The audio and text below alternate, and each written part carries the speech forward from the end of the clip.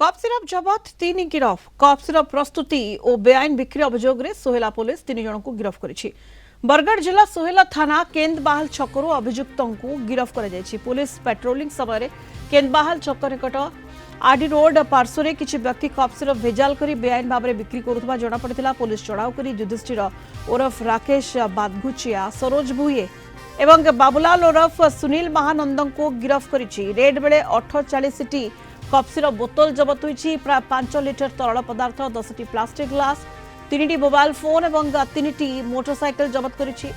एथि सहित 2 scanner device जबत करा जायछि।